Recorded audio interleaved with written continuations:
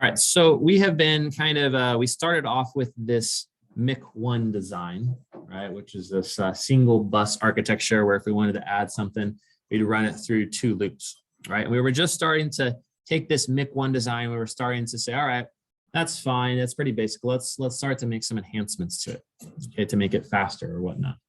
So when we left off, we looked at 2 basic enhancements or 2 or 3 enhancements. And one of those was that we essentially saw that, hey, there are some operations or some instructions, assembly instructions that have empty micro instructions. So like pop, for instance, we said, hey, pop actually has an empty micro instruction, a no op, if you will. And where it's just basically has to stall because it's waiting for this memory read to come back, right? Memory reads are instant. We're assuming it takes us at least a cycle. In reality, it may be multiple cycles, but we'll say it takes us at least a cycle here to demonstrate. So the idea was we said, hey, after every single assembly instruction, basically we have to go to this main instruction and go and fetch the next assembly instruction, right? By default, we're just going to the next one. That's why it's always PC equals PC plus 1, okay? So we basically said, hey, if we can move that main into a stalled area, right, and go ahead and just fetch that next assembly instruction a little bit early, we can actually save a cycle whenever we run that assembly instruction, which is great, right? That'll be a huge savings. So that was one thing we talked about, and we'll go through the details again. The next thing was we talked about having a 2-bus or a 3-bus architecture. So instead of basically having that B bus and the C bus, and then having everything go through that H, right, that holding register, now what we want to do is we want to say, well, can I just have a full A bus and a B bus so all of these registers can be output to either the A bus or the B bus? So that's kind of what we're looking at, and that's where we ended. And so we saw that at least, and there's always a trade-off to everything, right? But at least when I look at the instruction here for an original load versus an enhanced load where we have this second bus, you can see I was able to save a cycle here because I didn't have to move LV all the way out into that holding register and then move my second operand out. I could just move both operands out on different buses. So maybe the A and the B bus or the B and the A bus, depending on which one I want to put on which bus. Okay. So that was another kind of thing we talked about as an enhancement. At least it would speed up our code a little bit. So where we left off was getting into the instruction fetch unit. Okay. So the instruction fetch unit is what's going to go out and grab that next assembly instruction. So remember, all we're doing at the end of the day is we're popping through assembly instructions, okay? And those assembly instructions boil down to a handful of these micro instructions that we've been looking at. And the micro instructions are what actually sends out the control circuitry to activate and deactivate certain parts of the circuit at each cycle, okay? So let's talk about that instruction fetch unit because it's something very important. It's something that's happening every single cycle. We have to go out and get the next instruction. Okay, so for every instruction, the following operations may occur. Okay, this PC is passed through the ALU. See, I'm talking about this, right? PC equals PC plus 1. So in order to do that fetch, I have to pass PC through the ALU and increment it. Okay, and that PC is used to fetch the next byte in the instruction stream. Okay, and then I'm going to basically read the operands from memory for that next instruction. Let's say the next instruction was an add, right? I want to go and get those 2 operands from the top of the stack. And then the operands may be written to memory if I want to like write a result, like the result of that add back onto the stack in this case. And the ALU does computation and results are stored back into the register, okay? So these are things that are happening basically every instruction. Okay, whether it's an add or these are things that may occur depending on the particular instruction. Okay, so the idea that we're going to look at here is that we want to remove this from the main ALU, right? So every single instruction that we execute, like we just talked about a few slides ago, right? Every single instruction that we execute, it's always going to run this PC equals PC plus 1 fetch, go to whatever NBR, whatever new instruction we're going to execute is, right?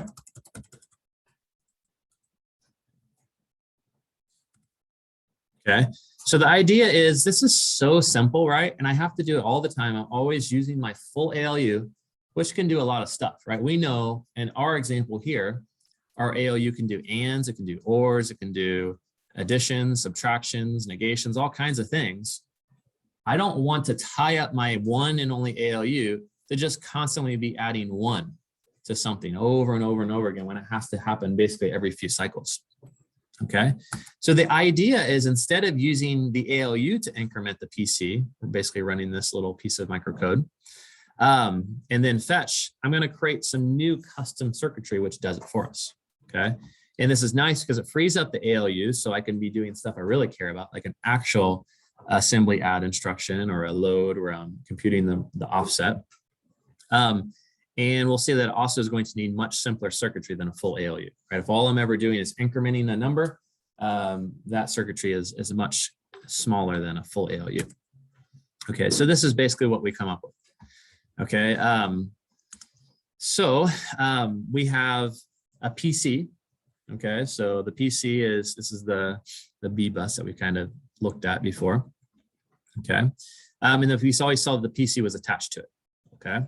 But now, in addition, we're basically adding this incrementer, which can either increment by 1 or 2, okay, depending if I want to go to the next assembly instruction or 2 assembly instructions away, very simply. And then the MAR, okay, so remember this is the instruction MAR. The MAR is the address, it holds the address at which I want to basically go out into memory and read, okay? So we add an incrementer to there as well, okay? And then we tie them together so that the PC basically will pass that value to the MAR. Okay, and that's typically what I want to do, right? If I have a particular address, a lot of times I'm just going to be passing it to the MAR because then I want to go and read whatever instruction, you know, the PC is trying to get me as the next assembly instruction. Okay, and this MAR interfaces with memory. So this is a MAR just for instructions. Okay.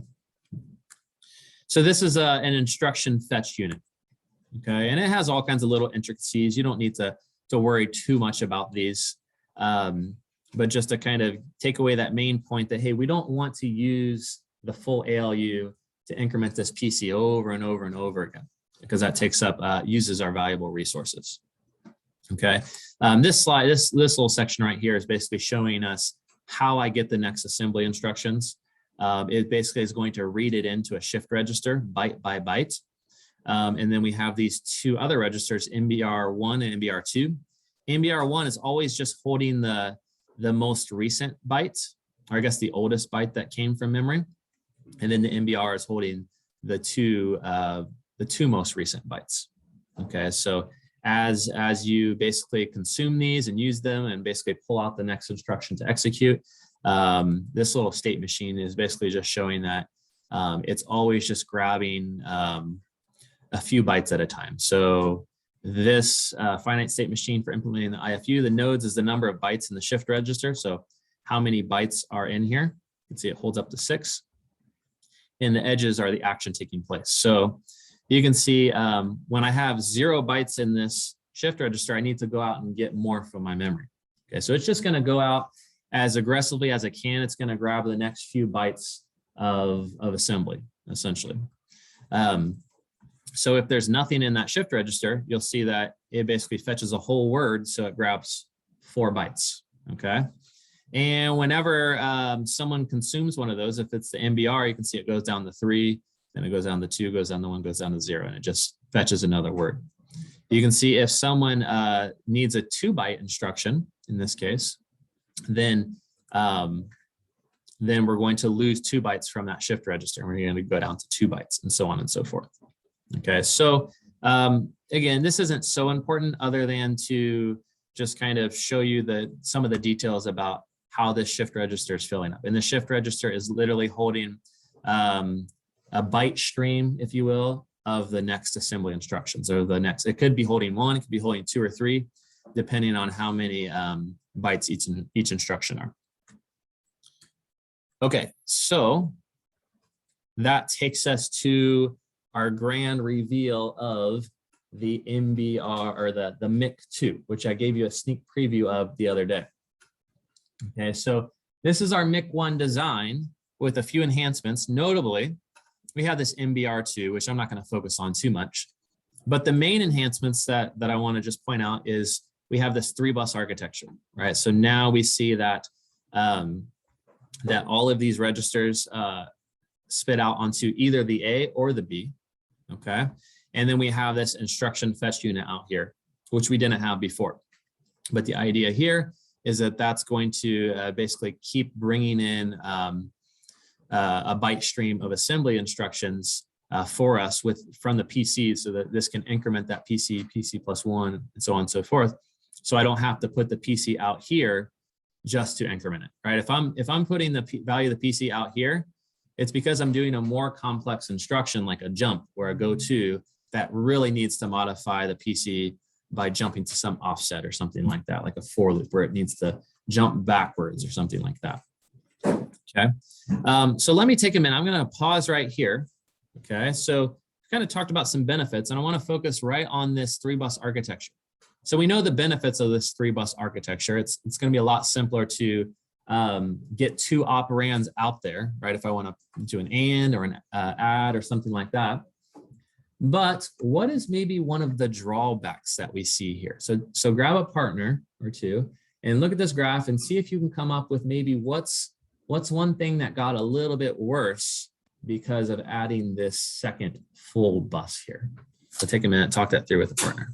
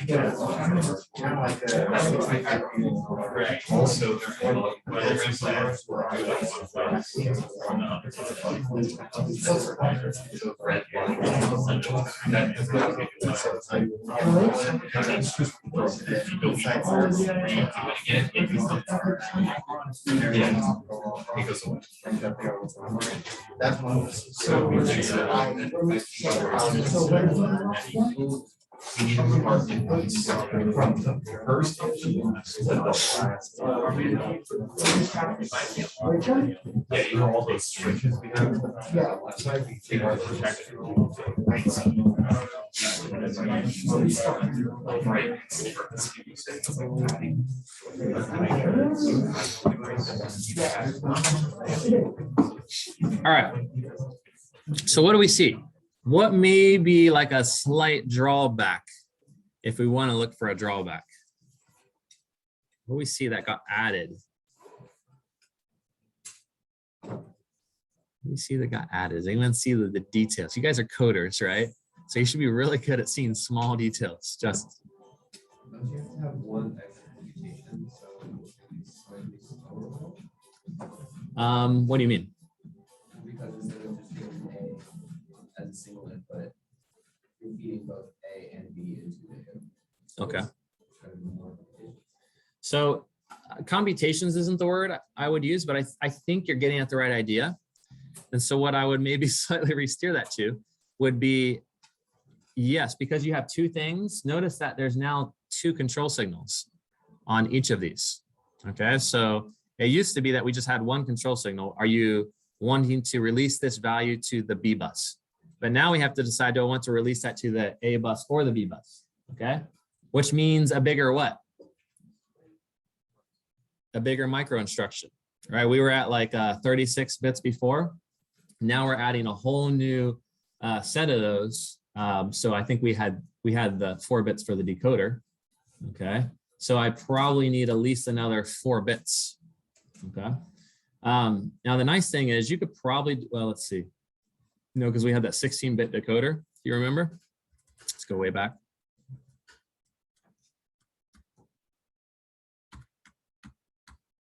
Okay, we had this 16-bit decoder, right? And so we had 4 bits to control the B bus. And now we're going to have a whole nother, at least 4 bits to control the A bus as well. All right, so that's going to increase the size of our micro instruction if I don't do anything else to this circuit. I was thinking for half a second, maybe we could just use this decoder still somehow, but there's not enough bits, right? Because we needed 9 and we're only left with 7 hanging. So we would need a whole nother decoder in there. So that's kind of the drawback, but you know, it's gonna make things so much faster. And one thing we mentioned is speed typically trumps any other drawback. Okay, if we can make it faster, unless it makes your circuit crazy huge, then the speed is usually what we tend to err on. Okay, so this was the MIC1 micro program, just to remember, right? This is kind of the whole thing, and this is the MIC2. So you can just see kind of going back and forth between the two of those. The MIC2 is clearly shorter, okay? And we did a few things. If you recall, we added that extra bus. We did the instruction fetch. So you can see that if I can just kind of grab pop in there, you can see that pop still has that stall. Why does it still have that stall? What do we fill that stall with originally? Remember, we filled it with that main PC equals PC plus 1, right? And we said, hey, that's cool. But now we realize we don't even need to do that, right? That whole PC equals PC plus 1 is just happening in the background apart from any of these micro instructions. It's just a hardware thing that is just mindlessly happening now for us, so that we don't actually need a micro instruction like in software, so to speak, to implement it. Okay, so don't need the main code line. Look, the answer is on the board. How convenient. Yeah, and so then the greater connectivity. So those two combinations right there got rid of all the mains, go-to mains, and it also got rid of all of the redundancies where I had to pass a value to that holding register. Okay.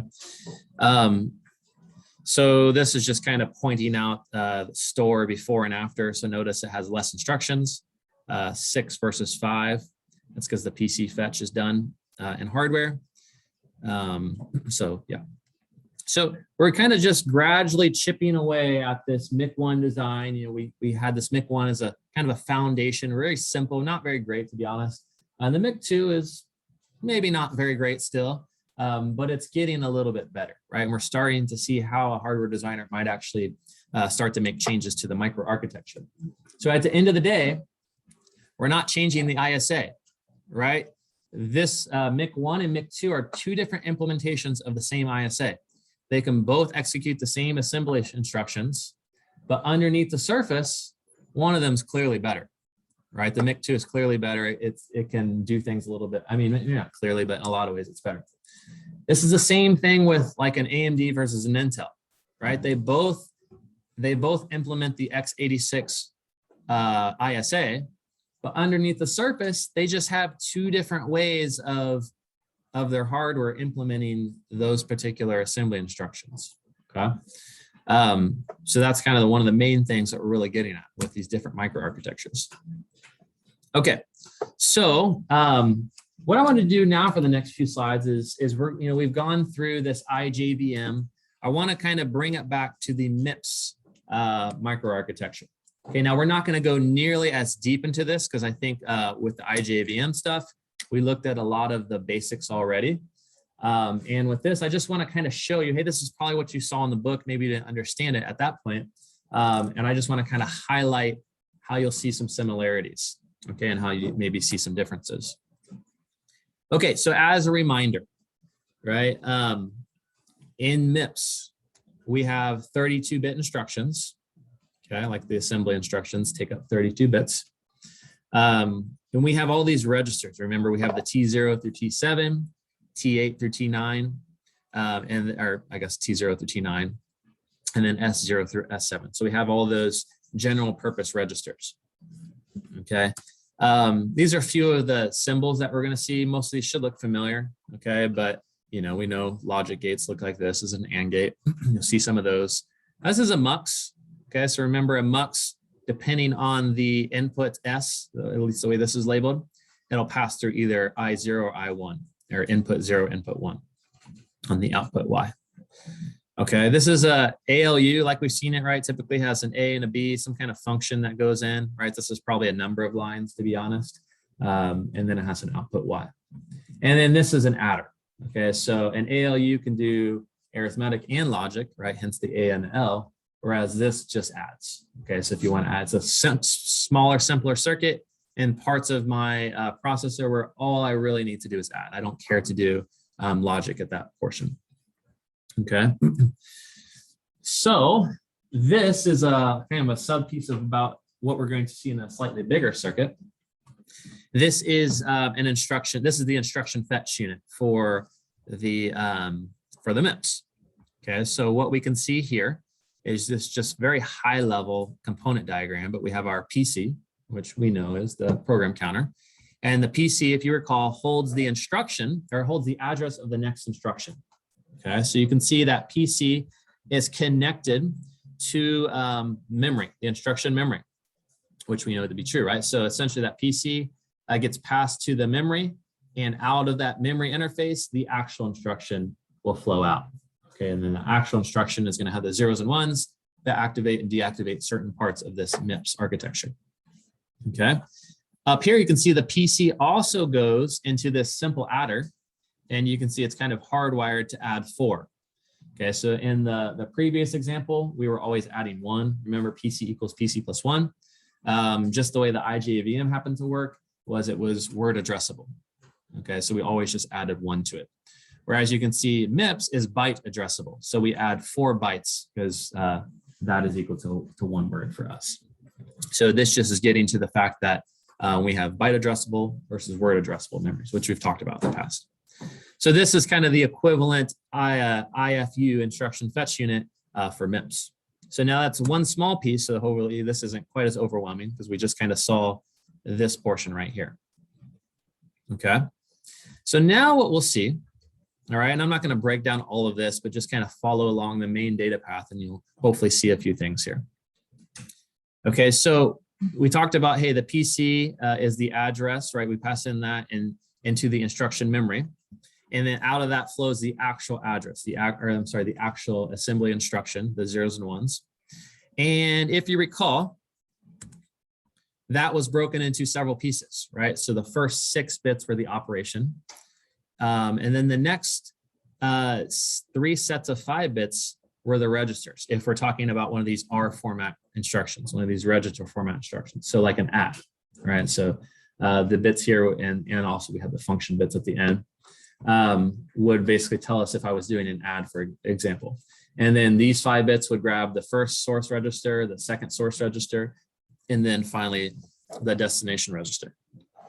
Okay, so that's why we see that instruction. Okay, the instruction coming out of here, all it is one of these things right here. That's why you can see it's just pulling those bits, you know, these 5 bits for the RS, the next 5 bits for the RT, and then the final for the RD. Okay, you can see it's the destination right here. Okay, and you can see that, you know, they go to some other places. Up here, this instruction kind of comes up here. Okay, and notice this goes into an adder, and that adder feeds back somehow into the PC. Okay, so as you can imagine, this particular part of the data path is going to be used anytime I'm doing like a branch. Okay, if it's like maybe like a constant branch, and part of that instruction, I think we have later on.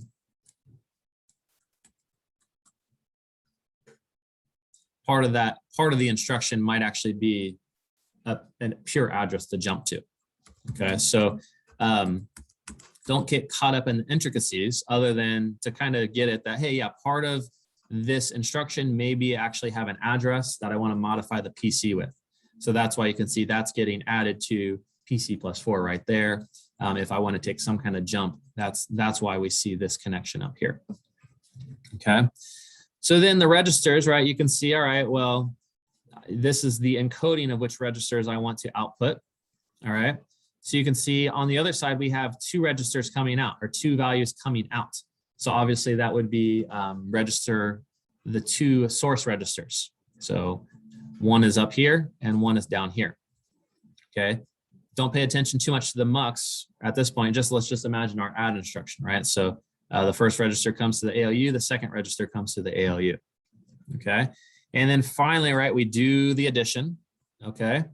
And from there, I output into, if I want to write it back to a third register, right, it kind of flows back here into the data input of the registers. And so this data combined with whatever register bits were passed in from the instruction for the destination will basically write this data to this third register, that destination register. So there's obviously a ton of circuitry in this register, decoding, probably several decoders, to be honest, at least 3, right? But that's, I just want to kind of emphasize, that's the main data path we would see for one of those R instructions is, hey, it comes out to the ALU and it passes back, okay? If I want to write this to memory instead, I can do that, right? Or maybe what this would be is actually if I'm computing an address.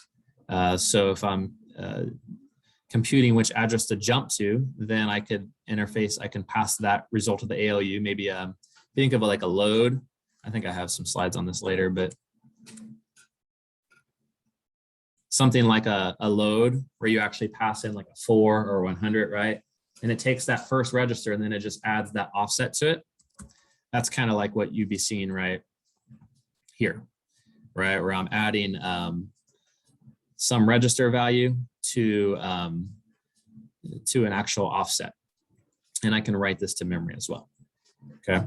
So again, I don't want to necessarily go into excruciating detail of how this thing works. I just kind of wanted to show you some of the connections in the MIPS data path so you could kind of start to see how it's similar, right, to what everything we've been looking at with the IJVM, but it's a little bit different, right? The main difference is being that we actually have register banks here, and you can see that very clearly, okay? So this was a slide we just kind of talked about with the R format, okay? And then this is just kind of breaking it down like an add, right? So here you can see S1, S2, and then T0, how they would get mapped to the actual instruction. And it gets boiled down to just a bunch of zeros and ones like this. Okay, so I probably got a little bit, this probably would have just been better to everything I explained here. I think I had better slide for these next few. But you can kind of see how that's broken down, right? The 5 bits from those 3 registers, the data, if I do want to write that third register, like we saw, in reality, that data is usually coming from the ALU output, kind of circling back around. Okay. And then these pieces are especially going to be useful for loads and stores, right? So if I'm loading in MIPS, if I'm loading from memory or storing to memory, then I need actually to have the data memory module. Okay, so there, obviously, the heart of it is I give it an address where I want to load or store. Let's just say I'm going to grab a piece of data, right? I give it the address I want to load from, and then it's going to pass out on the read data whatever piece of data was actually at that address. If I wanted to store something, I give it the address where I want to store it, which would be whatever is an A0 plus 100. And then I write whatever was an A1. I pass that on the write data, and it will go ahead and actually write that in there. Okay. Sign extension is just a unit in there because we're not always giving like these full 32-bit values. So it'll take whatever value we give it, and it'll automatically kind of extend that sign from like a 16-bit value to a 32-bit value. Because whenever we're doing loads and stores, I think these have a limit. They can only be up to 16 bits. So we can't pass like 4 billion in here. Remind me, the arrows through the line through the arrows, that means that they're all happening simultaneously. Is that what that is? That means it's like a bus. So all that really means is that's not just one wire, that's 16 wires. And then, so basically what it's saying is, hey, if I pass that little sign extend module a 16-bit value, it'll on the other side, it'll give me a 32-bit value. How does it do that? Well, it probably puts all zeros or all ones in those top 16 bits. So does that mean that there's like 32 wires on those sides? Or is it 16 wires on one side and 32 wires on the other? 16 on the left side and then 32 on the right side. Yeah. Okay. So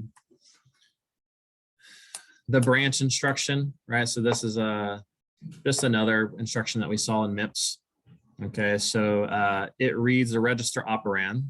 Okay, so in this case, T0 and 0. It compares the operands using the ALU, subtracts and checks the 0 output. So I think we talked about this the other day, how all a branch really does is it uses the ALU to subtract the two values that it's comparing, right? So if it's something like if A is less than B, then you just subtract B from A and you look at those two output bits, whether it's a negative, whether the negative flag gets set or the 0 flag gets set, and you can tell which one of those values is actually greater than or less than one another. Or if they're equal, then the 0 flag is going to get set, right? Because if we say if A equals B, we subtract A from B, we're going to get 0, right? So all that to say, the branch instruction does use the ALU, and it uses it for subtraction to check the 0 output and maybe the negative. The branch if equals doesn't care about anything, you know, other than if it's equal. But if you had like branch if less than or something like that, then it would want to check that negative flag as well.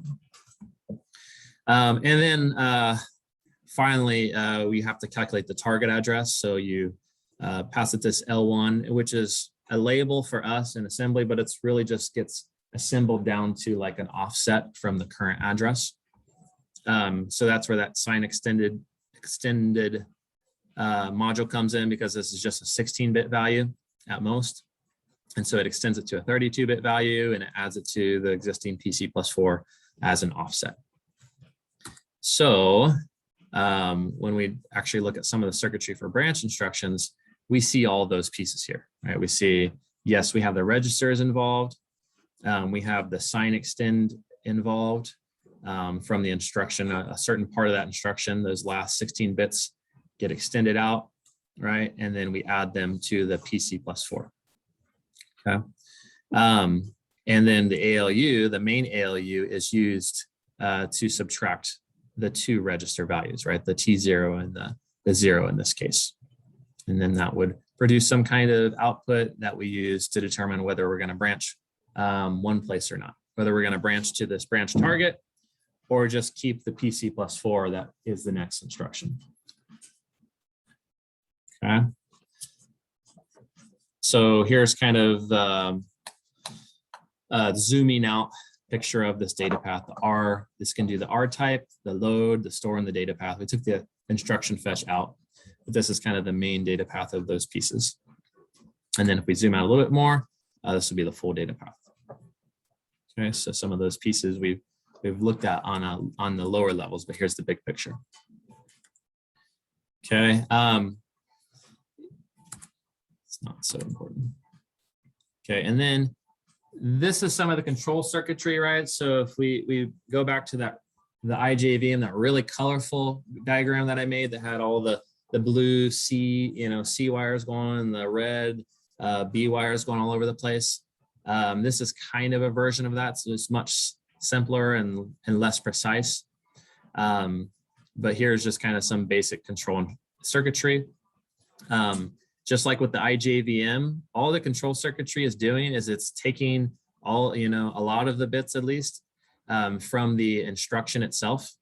Okay, so you can see the top 5 bits, right? These top 5 bits from 26 to 31. That's what's telling me which instruction I'm actually executing. Is it a branch? Is it a load? Is it a store? Is it an add? Is it an or? Whatever it is, right?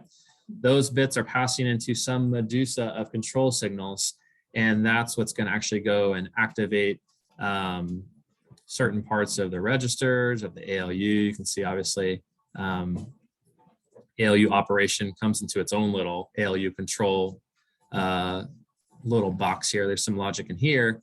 And this is basically what would give us the signals to say, hey, we're doing an add, or we're doing an and, or we're doing an or.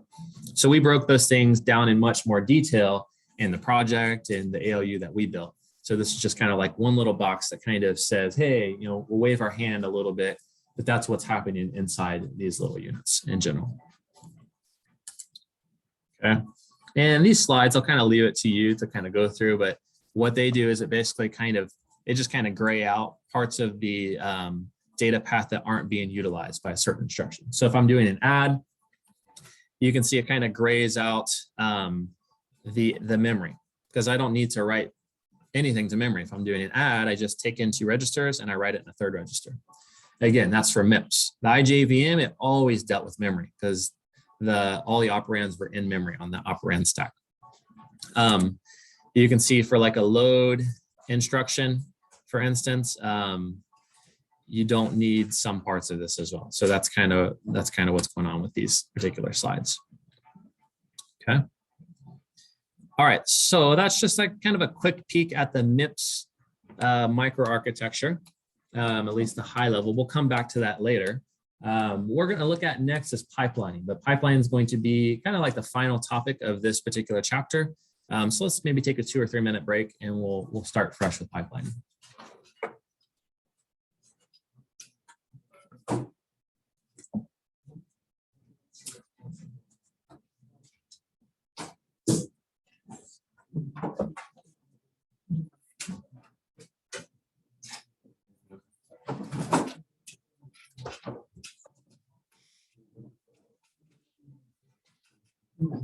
Question on the project itself. So when we're working it, do we both submit our own version of the unit, or does it all together?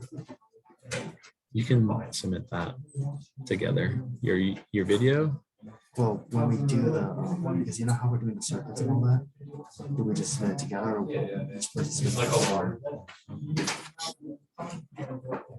Let me think about that, and I'll send a message on I know the Teams. video will technically have to be together in a way, because we both have to explain the part. But as far as like when we do the document part, the circuits and all that. Probably single is what I'll do. Okay. I'll let you know for sure. It's a great question. I did look at problem 3, but the thing is, they didn't mention about what specifically to do for those other outputs. So is it like each of those outputs have their own different flip-flop method that they would all add together into You talking about which problem? 3? yeah, problem 3. So 3 is a 4-bit counter. So that means you're going to have 4 flip-flops. And the output of those flip-flops is going to be the current state. The input's going to be the next state. And so you're going to have like flip-flops, and then you output the current state, cycles back around, and then you have your control logic here, like your Boolean logic. And out of that Boolean logic is going to be the next states, and those feed directly into the data input ports. So in a way, basically those 4 flip-flops, they'll do their own thing, but soon enough they will connect to that 4-bit counter. So we do the add in a way in the process, because That combinational logic is going to do it, but what counts up and down. okay. And then it just basically, based on its input, if it's a 1, it's going to output a 2 next. So basically those 4 is just like the exact same thing, just more likely just Different logic and more flip-flops than the second one. different ones per one, because it's like we have to find different ones for third, second. Yeah, well, there'll be a different column in the truth table if you want to think about it like that. Okay. So we'll find that out when we're working on it, or do we have to like give a specific one so we don't make it look like it's out of order? So I'm not sure what you're asking. because how it's like 3, 2, 1, 0. Is there like a specific, like it wants 3 out of that column, or do we need to find? So you'll have to create the truth table. So the way you want to do that problem, and that's why I did that one, is because the second one you kind of already had the truth table from the more or less, right? So in the third one, you just kind of have a description of a circuit. And so the first thing you'll want to do is create the truth table. And it's going to have, on the inputs, it's going to have really just that one input up and down or whatever it was, I think it was a U. And then it'll have 4 pseudo inputs, which are the 4 bits for the current state. Okay. Right. And then on the outputs, it's just going to have 4 pseudo outputs. Yeah, I'll just have 4 pseudo outputs, which are the state outputs. And on that, so then it's basically just for the truth table, you look at the inputs, and if all the inputs 0, 0, 0, 0, then the output on that, for that row is going to be 0, 0, 0, 1. If the input is 0, 0, 0, 1, then the output's going to be 0, 0, 1, 0. And so you're just kind of doing the counting in your head, right? And then you make the output. So that one's actually pretty simple because the outputs those don't depend on anything other than, well, I guess if the U is a 1, then it's going to go up, right? If you're on the bottom half of the truth table where the U is always, well, let's just say the half of the truth table where U is 0, right? Then you're counting down. So that way, if the input states are 0, 0, 0, 1, the output's going to be 0, 0, 0, 0 because it's counting down by 1. It just goes up and down. Exactly. And we'll make it separate per one, so it can go up whatever maximum value for. And if you cycle, like if you go to F, it should just go back to 0. Yeah. If you get down to 0, it should go up to F. I'll probably I'll look into it and work on it. Sure. Yeah, of course. Sounds good. Thanks.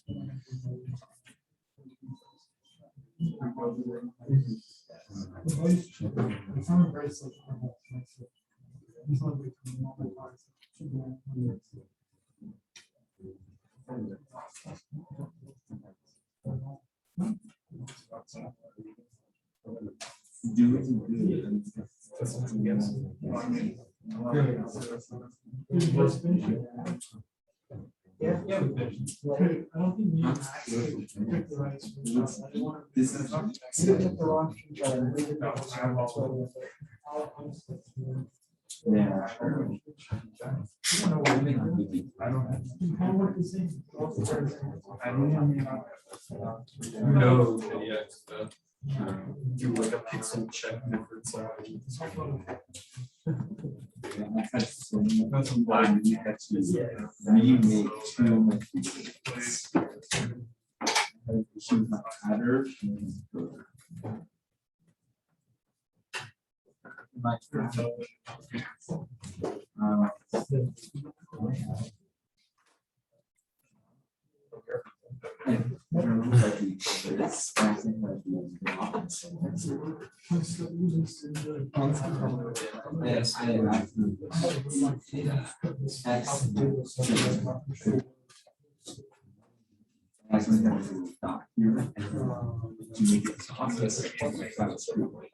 Okay.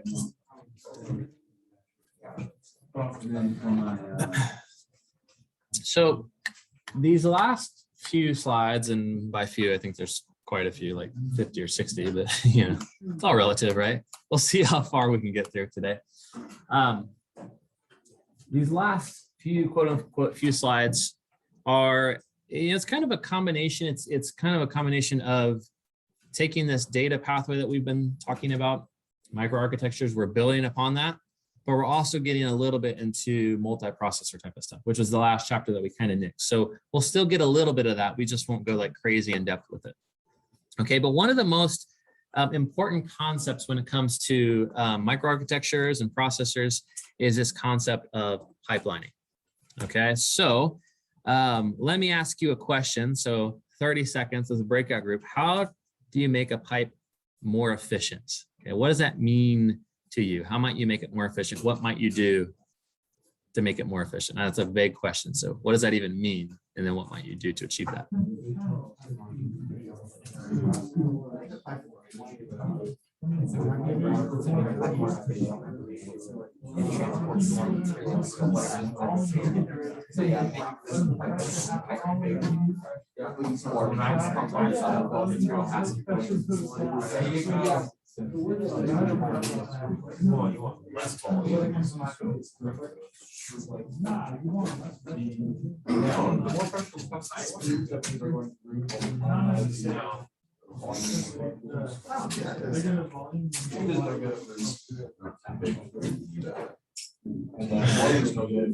Or you can have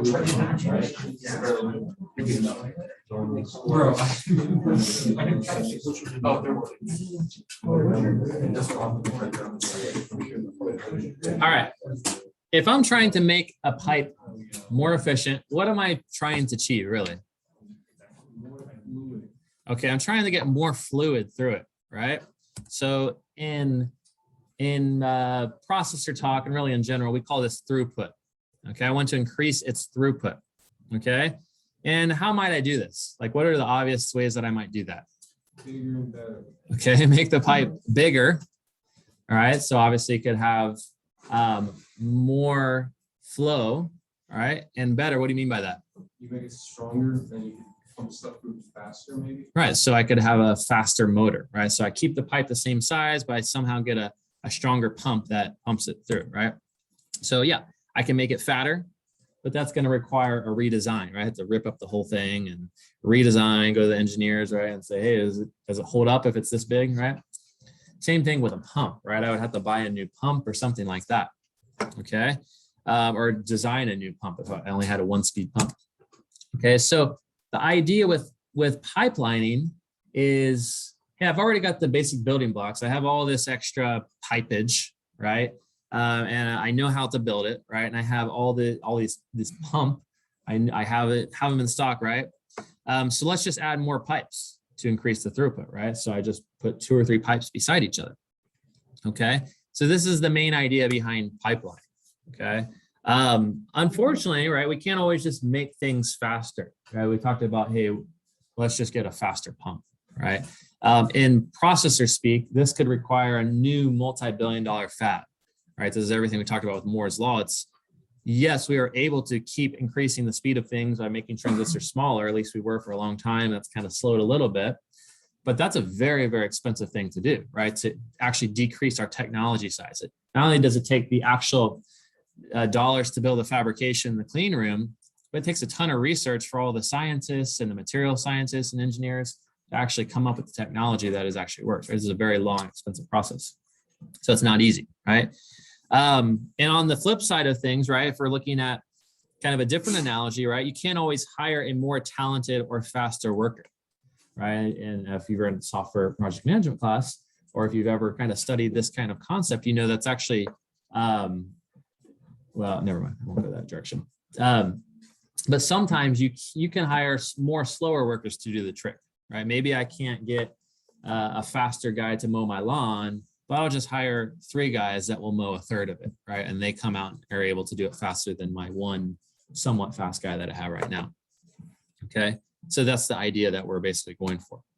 Okay, so when we talk about parallelism, you're going to find a few different types of parallelism, right? And the first I want to talk about is ILP, instruction level parallelism. Parallelism is a hard word to say.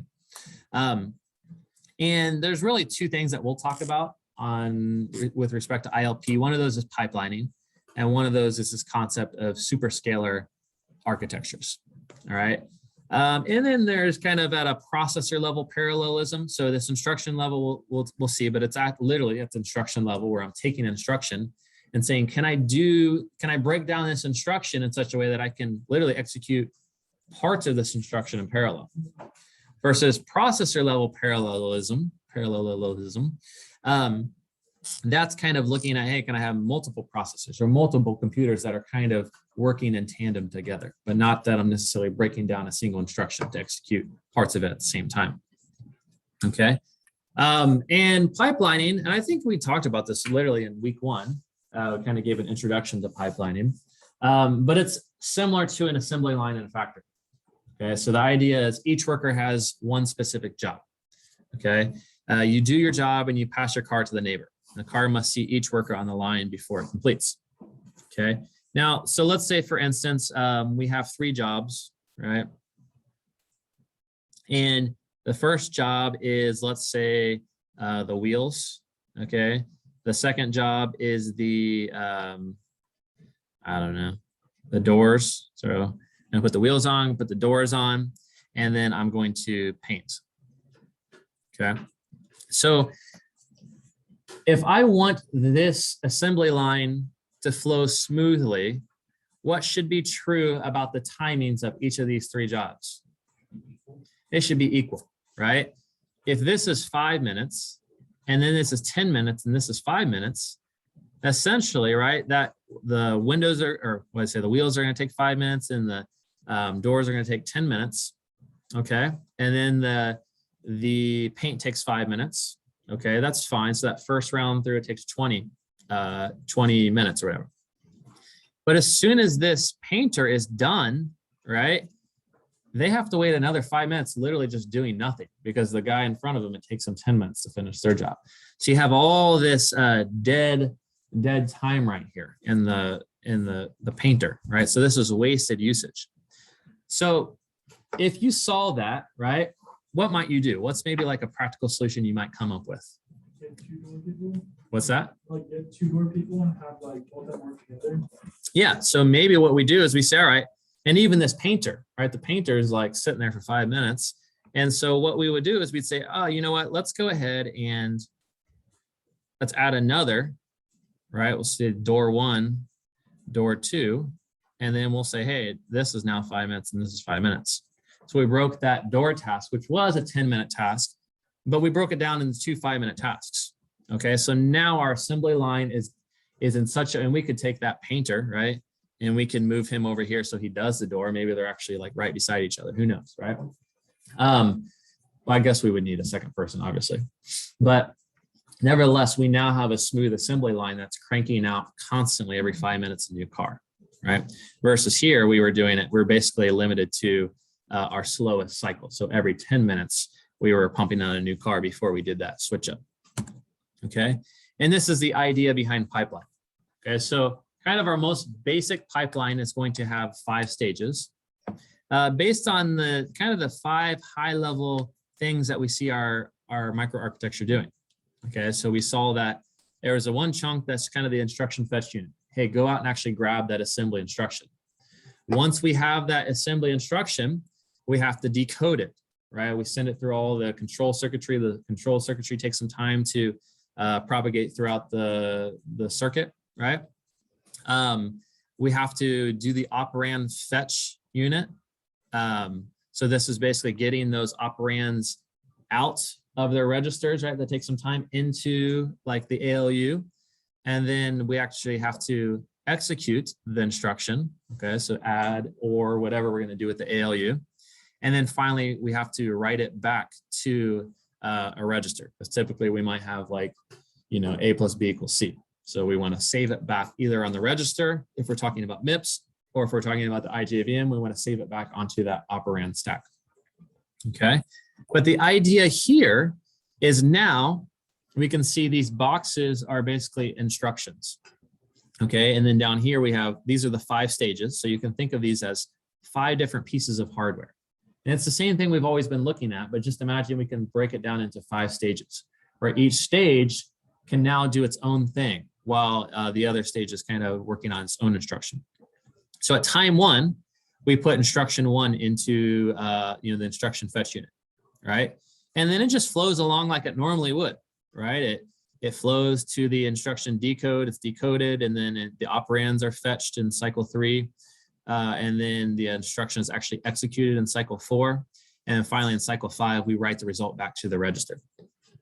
Okay, so that's what it would always look like, right? It would take maybe 5 nanoseconds or something like that before, just for all the signals to propagate through, if you want to think of like that IJVM microarchitecture.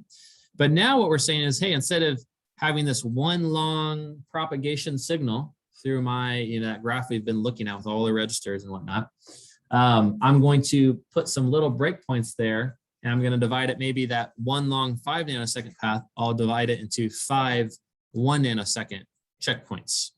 Okay, and we'll show you how to do that in a little bit. But the nice thing about that is as soon as I am done fetching instruction 1, I pass it on to decode it, and my instruction fetch unit is now free. It says, hey, I'm not working with instruction 1 anymore. I'm free to take a new instruction. Okay. So what we get, right, is we get this really nice behavior in that it takes 5 seconds or 5 nanoseconds, let's just say, it's a more realistic metric, 5 nanoseconds for the first instruction to make it through. And our original non-pipeline version, it would have taken another 5 seconds, right, for that next instruction, and then another 5 or nanoseconds, right? Here you can see every nanosecond we're outputting a new instruction. We're basically finishing, we're writing back, we're finishing that instruction. So we are dramatically increasing our throughput here basically by a factor of 5 to 1, right? We're getting 5 instructions out every 5 nanoseconds instead of 1 instruction out every nanosecond. Question? So what is like doing, like, what kind of unit is doing each and every, oh wait, no, it has a specific unit. Yeah, so it's kind of just all the things that we've been talking about, you know, that instruction fetch and then the decoding circuitry and then getting the instructions out of the registers to the ALU and then actually making it through the ALU and then finally that path from the ALU and the shifter all the way back up to read back into the registers, to write back into the register. So that's kind of these are very generic steps. We'll kind of map them a little bit more closely to the two, it's really bright. We'll map them back more closely to the 2 microarchitectures we've been talking about in just a moment. Okay, but all about throughput. Okay, so when we start talking about throughput, we usually we can use a specific term MIPS, which we know MIPS as the microarchitecture, but it's also a measurement term, kind of like all the terms we use in chapter 1 when we're talking about performance.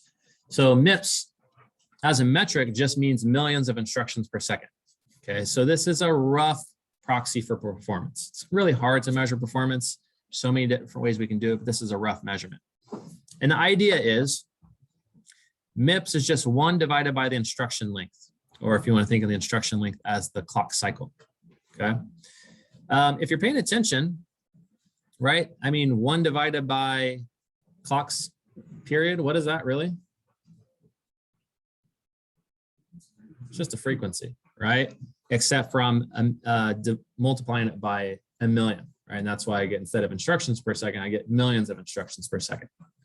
Okay, so that's, yeah, it's pretty much all it is. It's nothing too crazy. So let's look at an example to kind of get a feel for how pipelining impacts like my MIPS. Okay, so let's imagine that I have, it just says here, compute MIPS for a single stage non-pipeline CPU, which operates with a 5 nanosecond clock cycle. Okay, so in this example, all we would really be doing is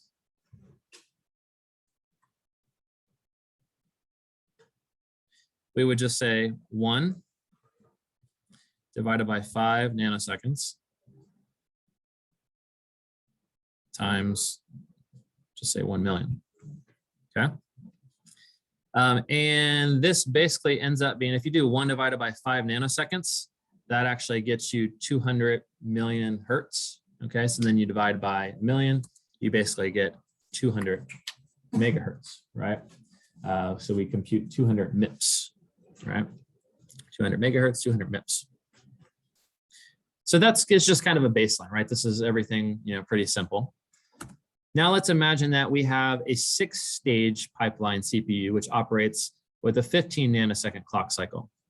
Okay, so we've actually slowed this clock cycle down a ton, which, you know, if you think about it, if you're going from a pipeline where it takes X amount of seconds to make it through, your clock cycle typically will increase, right? Or your speed of your processor will typically increase because you're breaking down your longest data path into 5 or 6 pieces, right? So your clock cycle can get smaller, your frequency can increase.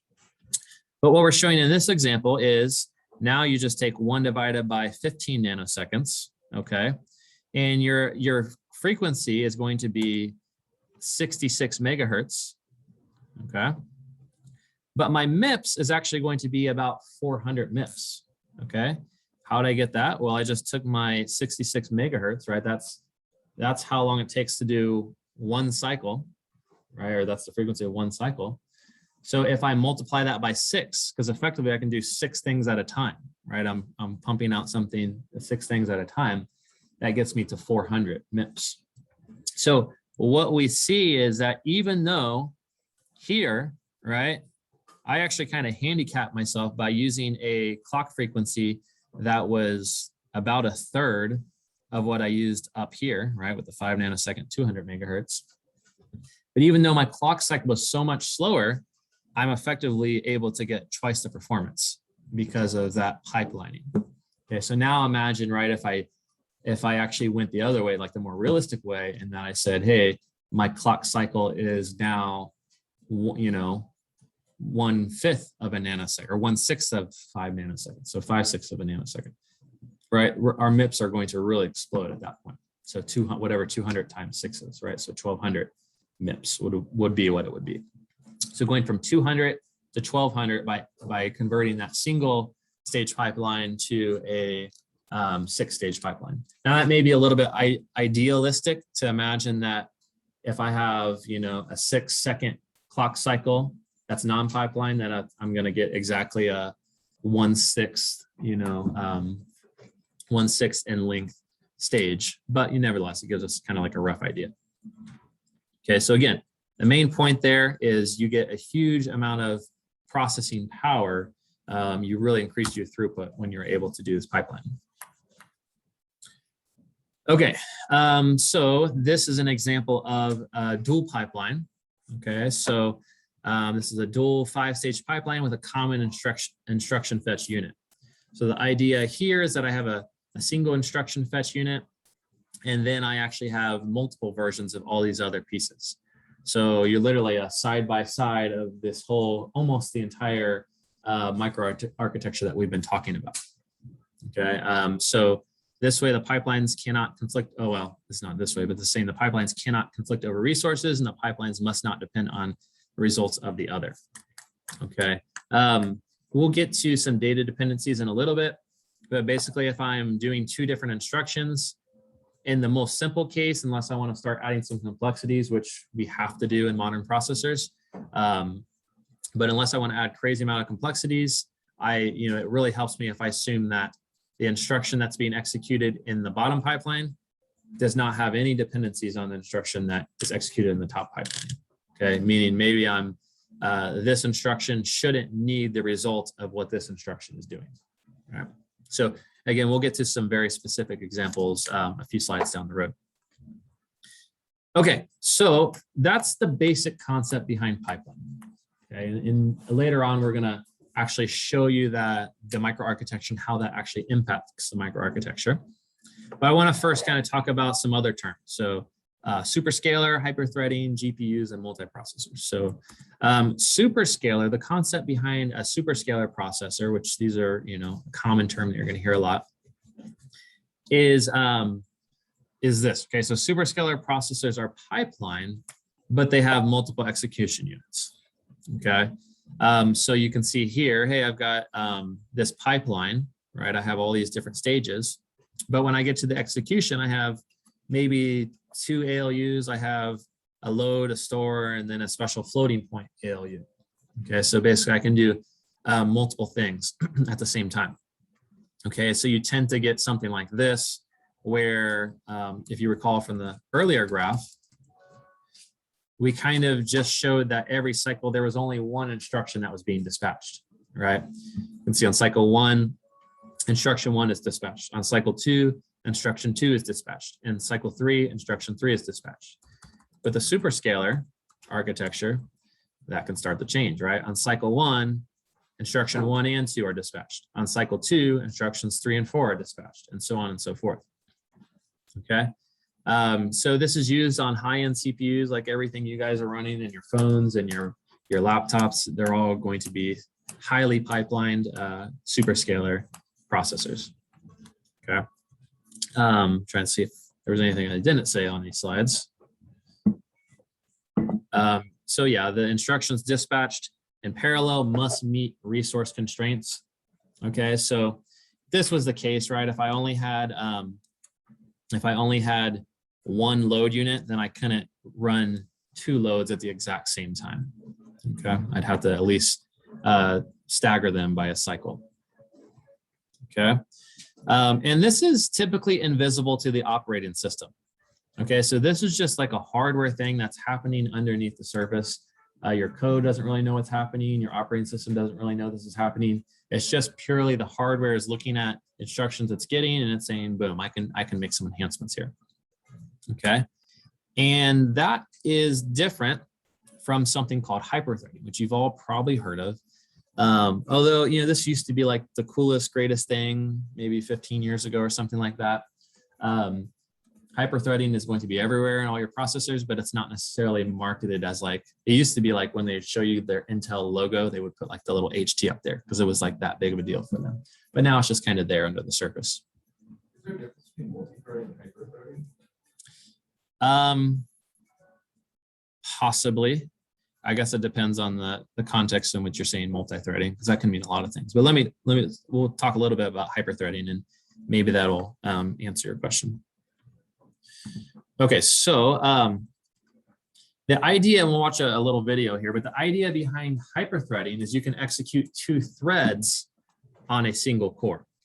Okay, so this differs from superscalar, which is usually executing 2 instructions from the same thread. Okay, so superscalar is hey, I have one program essentially, and I'm looking at my program and I see the assembly instructions, maybe assembly instruction number 5 and number 6. I'm looking at them and it looks like there's no dependency. So I go ahead and run those both at the same time because I just so happen to have the hardware to do those at the same time. Hyper-threading says, hey, we're not even talking about 2 assembly instructions from the same program. I'm talking, I've got 2 programs and I've got enough resources. So I'm going to run one thread, which you can think of a program as a thread if it's just a single threaded program. I'm going to run that one program on this part of my core and another program on this part of my core. And to the operating system, it actually shows up as multiple cores. So this is why, like, if you open up your machine, I'll give it a try. I don't know what I'm going to find, but if I open up like my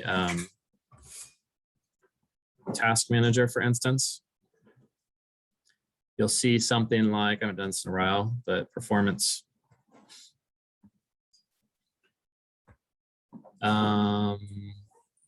CPU. Yeah, here we go.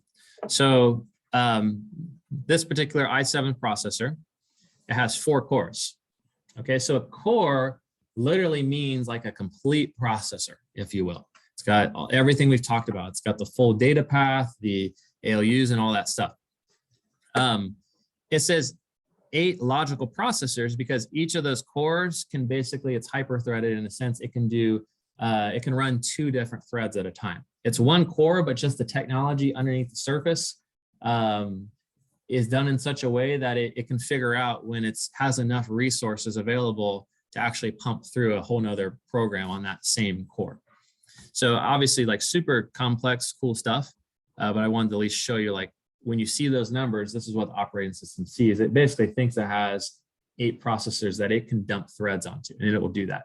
And it may be sending 2 different programs at the same core, but Intel will take care of that, right? The processor just thinks it has 4 different cores or 8 different cores.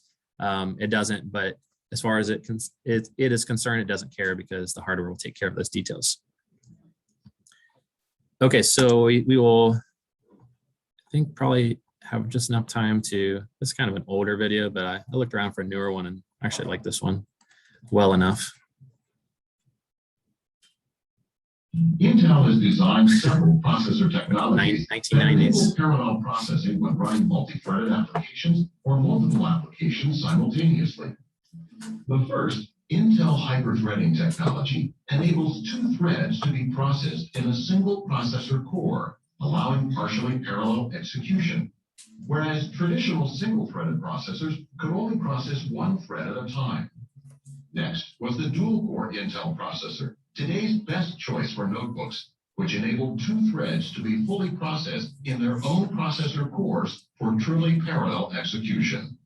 There are also quad-core Intel processors, which take parallel processing on desktop computers another leap forward, allowing 4 threads to be processed in parallel. The latest Intel multi-core processors include Intel hyper-threading technology within each processor core, doubling the number of threads that can be processed at the same time. You can see from the OS perspective, like over here, it just says, hey, I've got 8 things to do, 8 programs, if you will. It's kind of the simplest way to think about it. I've got 8 programs. Let me just run them. I've got 8 cores. And so what it doesn't see is it's really only 4. But once it gets down to the hardware will sort out the fact that, hey, you told me to run thread 1 and thread 2 on using the same hardware. It figures out how to actually handle that. Time. These advanced Intel processors are the preferred processor for desktop users running multiple demanding applications simultaneously, or for running today's multi-threaded digital media applications and gaming titles. It's just one more way that Intel technologies help deliver a great computing experience. All right, so when we come back, we're going to kind of continue a little bit down these data parallel computers. We'll actually talk about GPUs a little bit and CUDA and what that is and how it works. And then we'll finish up looking at this pipelining concept and how we would actually modify our 2 microarchitectures to incorporate pipeline. And that'll be the end. Have a great weekend. Feel free to send me a message on Teams as you guys have questions.